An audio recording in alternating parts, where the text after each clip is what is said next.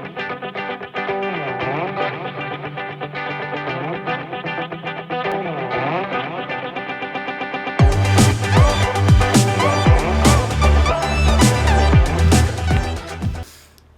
let's talk about happy songs for a second because that song makes me so incredibly happy. Um, all right, y'all. This is not today's episode. What am I doing? Um, that's much better. I had the wrong episode queued up. All right, y'all. Today is Wednesday, the 18th of November, and Thanksgiving is next week. Also, next week, next Wednesday, is my hormone-niversary. And Eddie and I review Escape to the Chateau. But first, your top 3 things.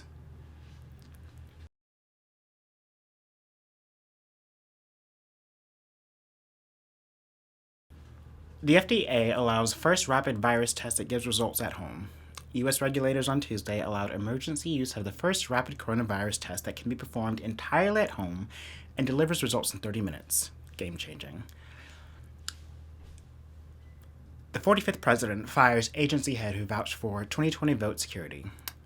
The 45th president of the United States fired the nation's top election security official, a widely respected member of his administration who had dared to refute the president's unsubstantiated claims of electoral fraud and vouch for the integrity of the vote. And finally, Berlin police forcefully dispersed protests over virus rules.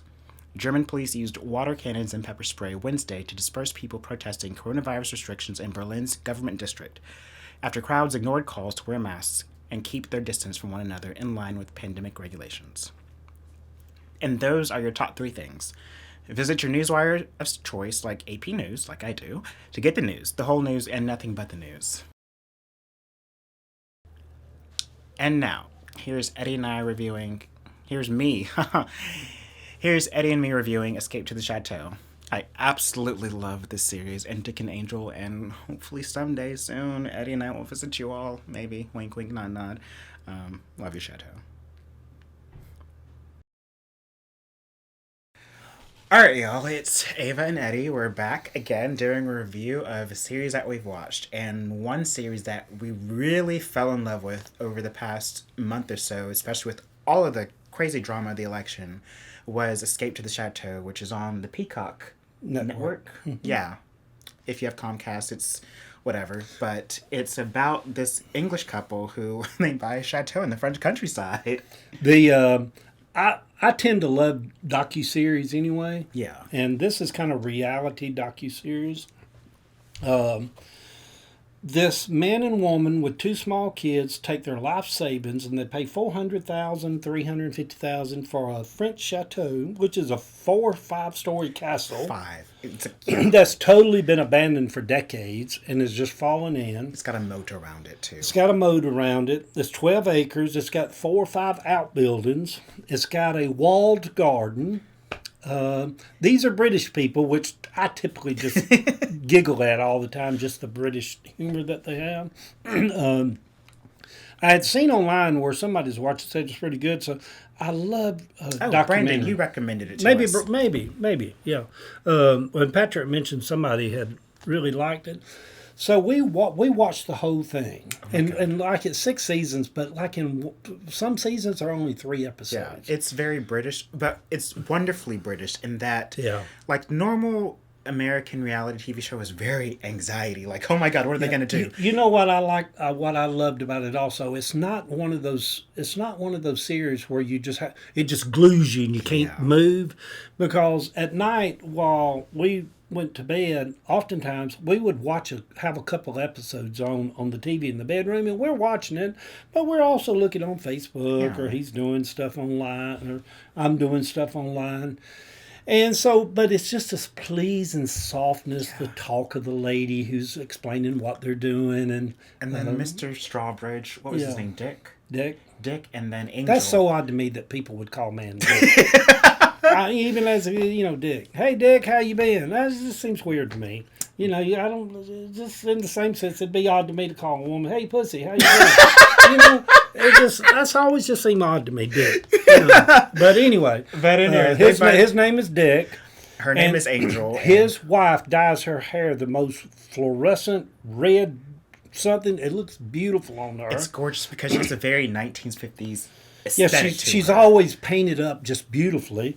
As she's got her hands in dirt and clipping things, and she's so creative and so talented. And over the seasons, they buy the chateau to be an event space aside from where they live, and they do like 20 weddings a year there. And it's crazy. And it's just She decorates and runs them, and then Dick, he's a chef as well. So like they bring in his team, and over the years they develop it, and they're cooking these meals, and she's event planning and doing these weddings, and then also he's officiating the weddings. So it's really amazing. You know what I love about it? It's basically about a man and woman who's in love, Yeah, who love their children, so much. and who are determined to fulfill both of their dreams of having a life in the French countryside in an old rundown chateau that every room, it's got 45 rooms in it. 45 rooms. And the series takes you through every room. Yeah. And every room turns out to be just so spectacular. And they start this is an abandoned chateau, and it takes you through the series where they're basically sleeping in coats and stuff because there's no heat in the chateau.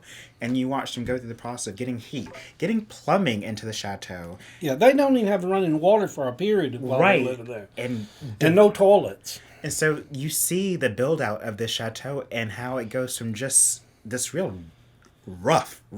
I think the key to loving it, the series, is Dick and Angel. Yeah. Angel's her name. And their children. And they got a little boy and a little girl. You just sense such a deep love. And Dick is so old-fashioned in the sense, I think the marriage has got a little age difference. You know, we don't believe in that, but there's a little age difference between them. And I think the thing about it is he finds so much pleasure in giving her dreams of what she envisions. And they put an elevator in one of the things. He is so stressed out, and I noticed like anytime she's like, "Well, I think we could put an elevator here," and he just walks off just laughing hysterically because he knows he's going to have to put an elevator in that, but he's so stressed out. He just starts laughing. He laughs every time he gets stressed out. He just loses his breath and just starts laughing. Like, how in the world can she expect me to do this? She's like, I want an elevator. I want to buy this old bus and turn it into a bar cart. I'm telling you, if you want something that really is soothing and captivating and very relaxing and lets you just basically you yourself escape to the chateau. You really do. It's such a good series. And not only that, but also there's these little vignettes of French life as well. Yeah. Like the kids go go into into French town. schools. Yeah. They go buy baguettes. You know, in France, you buy bread every day. You don't hold day-old bread to eat it the next day because it's done got hard, it's dry. No preservatives. They go Sans and get fresh preservatives. bread every morning, and you eat it by then. I love that. I love that fresh bread in France. I think it also really spoke to us because we were really, at least I am, I'm really missing Paris and France. And Well, what that showed me is when we do, maybe we don't do the other parts of Europe when we go back. Maybe we do more of Paris and then go out to the French countryside. I'd love to go visit them out there. Wouldn't that be wonderful? Yeah, they rent rooms in the chateau. They do. They rent rooms. They rent rooms outside the chateau because they got a boat. They got yurts. They have, yeah. So maybe we go out, and plus it's on the way to Normandy, which I Yeah. want to go at some point anyhow. Patrick's been out there, but I'd like to go to Normandy and see where D-Day was, and maybe visit the American graves out there, Yeah. and French graves also.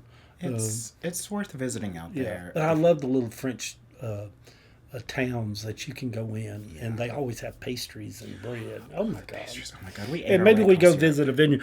Escape to the Chateau. I'm telling you, it's very, very. It's a break from everything going on in the world. It's good. It's really good. It's a great escape. All right. Watch it. Love y'all. Bye. All right, Mr. Sellers. All right, that's good.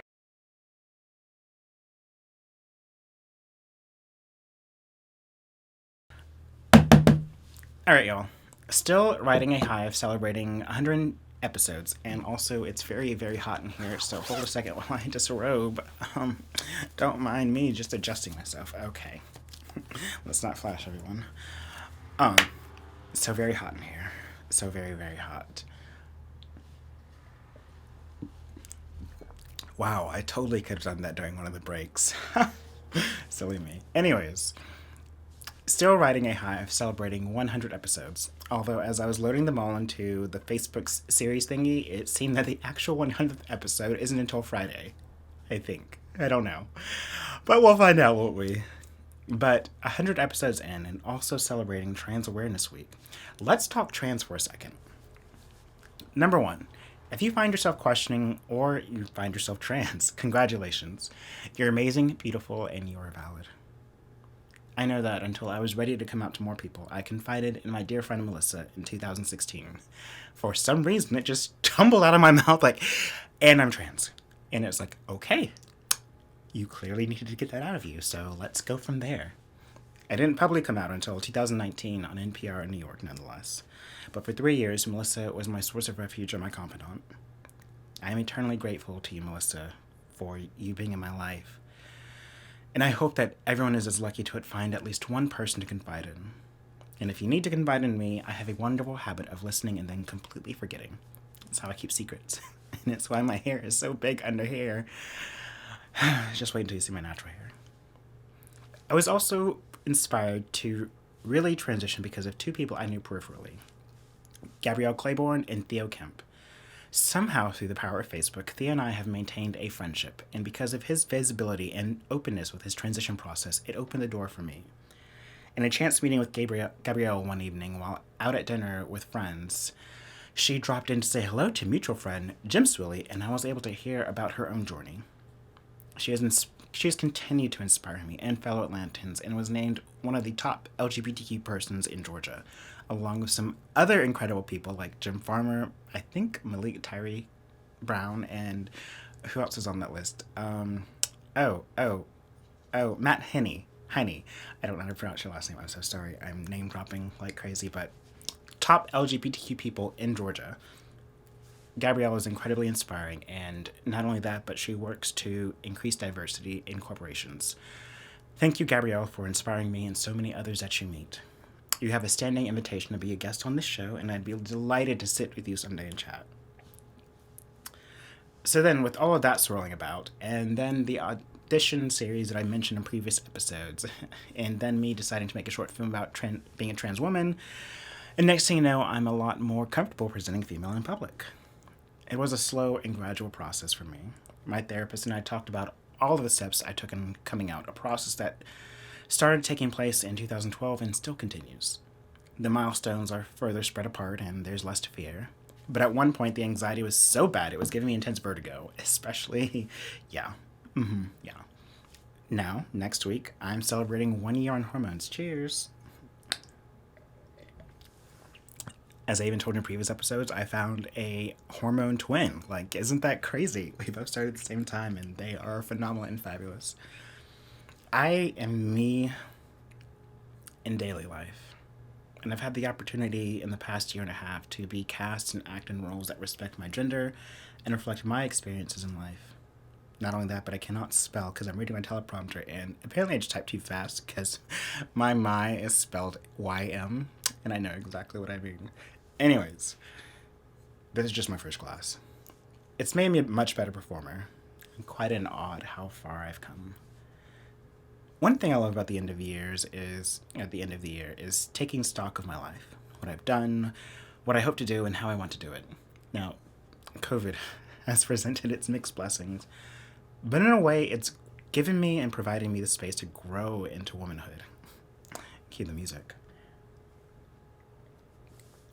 Eddie and I remarked the other day as he was talking about my journey about how when he met me, I was a young boy, really.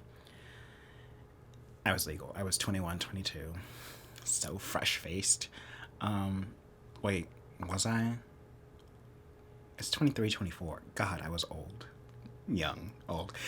Anyways, now he's with a grown woman who knows what she wants.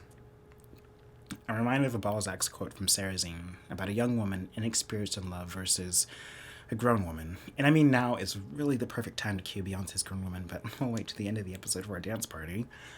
But look, the thing is, I'm happy. I'm genuinely happy. After a lifetime of depression and anxiety, I honestly thought that was going to be it for the rest of my life. Like, just figuring out how to cope with this darkness, this lingering sadness. Now, it's lingering happiness, occasionally punctuated by moments of sadness. But it's like the default is happiness these days instead of the default just being sad. That is not to say I still don't get depressed, but it's, as my therapist Rico has told me, it's a lot more situational, and there are resolutions. It doesn't feel existential. I don't know how to explain it, except finally, I feel at home in my body. After a year and a half, I can definitively say I feel at home in this body and happy with the changes that are taking place. My breast can tell the weather. It's crazy. As a depressed child and adolescent and a young adult, and up until recently, I didn't know happiness was possible. I didn't know what feeling at ease and at peace with my body felt like. That's not to say that I still am not dysphoric at times. But it's not pervasive like it was. It's life-changing. To anyone questioning or transitioning, I can only use a quote from Vikings. If only you knew what the future held, you'd be dancing naked under the moonlight on the beach. But that's enough of a soapbox time. To anyone questioning yourself, whether sexuality, gender, where you are at in life, those are existential questions, and they're worth resolving. They're worth finding out the answers to and venturing to the other side. The unexamined life is quite possibly a life not lived, to paraphrase Socrates. Well, that's all I got for today.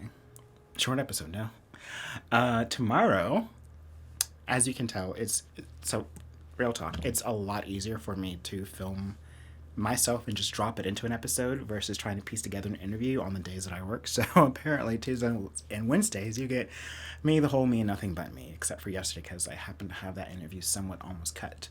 But tomorrow I bring you my interview with my dear new friend Jason Gonzalez. Did I do it right? Please tell me I did it right. I'm going to find out as I go and cut the episode tonight and tomorrow.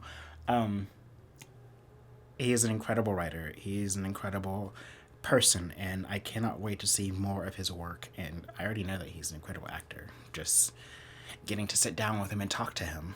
And also, we both just love music so much. We had a drunken singing party last week, a week ago on my birthday. But you have to tune in tomorrow for some more of that, won't you? And you'll know you will not ever, ever, ever, ever hear the duet of he and I singing When You Believe, where I took Mariah and he took Whitney. And why would I take Mariah? Because I love her. But that voice is so high, that whistle register. What are we doing? That's all I got for today. Kind of a short episode. Anyways, as always, keep bearing the lights of being. I love you all, and until next time. Let's see if I can do this right.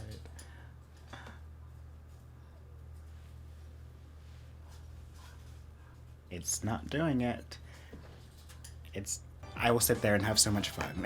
And I don't have rights to that music, so they'll just mute it. But anyways, I love you all. If you did not hear the song just play Grown Woman at the beginning, stop when I start talking and then pick it back up when there's sound or no sound. I don't know. I love you all. Until next time.